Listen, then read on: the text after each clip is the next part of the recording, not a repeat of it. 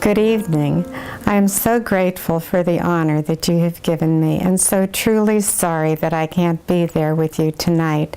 It would have been wonderful to renew all the old acquaintances and also to meet Barbara Nelson and all the other wonderful, very capable people who have taken over Mary's Shelter. They have asked me to tell a little bit about how the Mary's Shelter vision got started, and so I'll try to do that as quickly as I can. There are so many miracles involved that it would take me hours to really tell the whole story. But very briefly, what happened was this.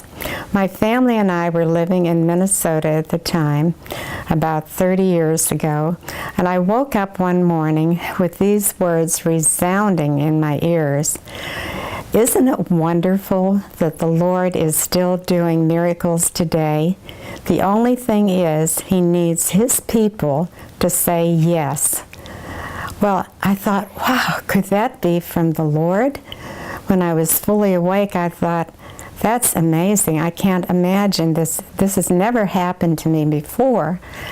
And I kind of forgot about it until about 2 months later. I was at my charismatic prayer group, and a very holy woman named Teresa Anderson shared that she had had a vision while in deep prayer. In this vision, she saw Jesus carrying His cross down Main Street, and He stopped in front of her.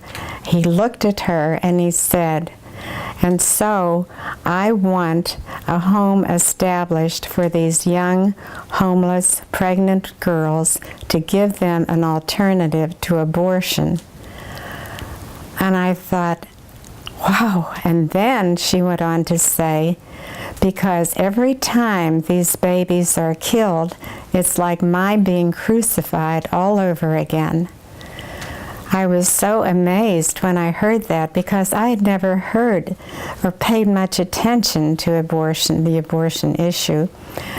And I thought, but this is a good, positive thing. This is a good, positive answer to this very, very big problem.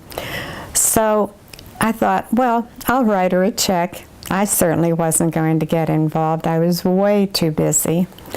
And then for about 2 months, I felt the Lord pestering me.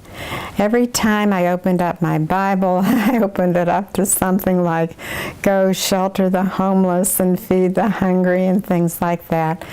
And every time I turned around, it was something related to this.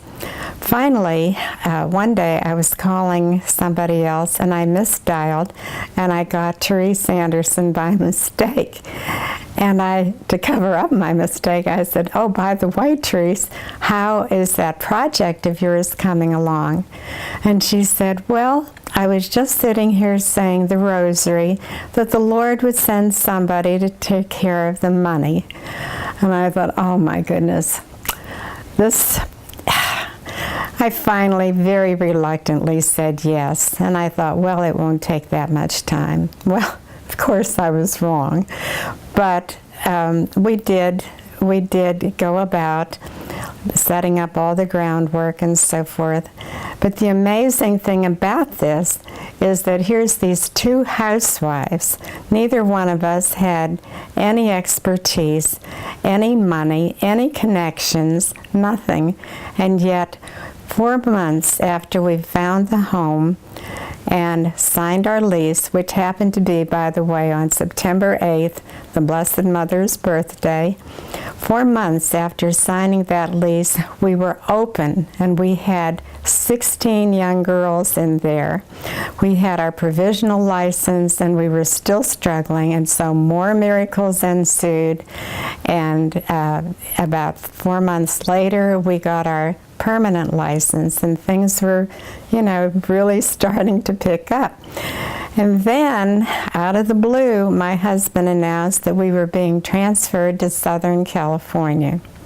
Well, of course, I was kind of reluctant leaving my baby there.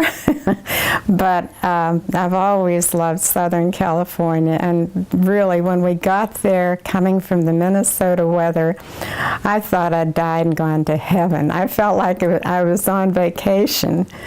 Well, the vacation didn't last too long, because one day at daily Mass, I met Fran Monahan. And Fran had a young girl with her who was pregnant, and almost the second word out of her mouth when I met her was, "We need a home here so badly for pregnant women, pregnant young women." And I thought, oh Lord, are you calling me again? And so the same thing happened. He nagged me for about another month or so, and I finally told Fran about my experience in Minnesota. And Fran, the powerhouse that she is, she immediately took it and ran with it. And the first thing she did was put me in touch with Father Leo, and we all know what a huge force he is.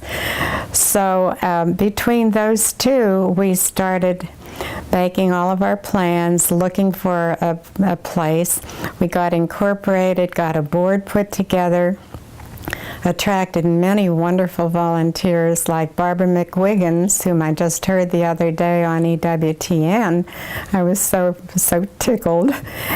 And we started raising money, got a lot of political help behind us, got a good board behind us, and then out of the blue, the building that we had been planning on occupying, which is the convent over at St. Anne's, we got a no on it. Well, I was devastated because we had looked everywhere, and we wanted to get a building big enough to make it feasible. And Fran kept saying, we've got to get started. We have to find just a little building and get going, just a little home.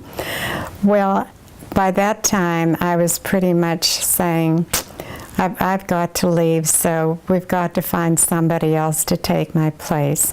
Well, I moved to the Northeast and kept in touch, went back every 6 months or so, and finally, the last time I went, I said, Lord, you've got to find somebody now, because I can't come back here anymore, and we're losing all of our steam. We've got to find somebody. So the morning that I was to catch my plane back home, a lady called me, and she came over to the motel where I was staying, and we had breakfast. And this amazing woman was Joan Basile, and she said that the Lord had been preparing her for something like this for 2 years. So you see how the Lord works. So I went back home, we kept in touch, and you know the story from there. They bought a little home on a double lot, and you can see what has been the result of it. Here again, it's always God bringing the right people at the right time and making His miracles happen. And since we got to the Northeast, there are now 5 Mary shelters. The one in Reading, Pennsylvania, and 2 more have sprung off from that. And then we transferred to South Florida and retired there. And we have another one near Pensacola. And then we moved over to the Stewart area where our children were starting to have children, and we have one here too. And it's the same story over and over. Some of the circumstances change, but the miracles are always there. God always bringing the right people at the right time. So you're not here by accident. You're here because God wanted you to be here. And I urge you and encourage you to bring your friends, get them involved, get more involved yourself, and see how the Lord will bless you. Thank you so much, and God bless you.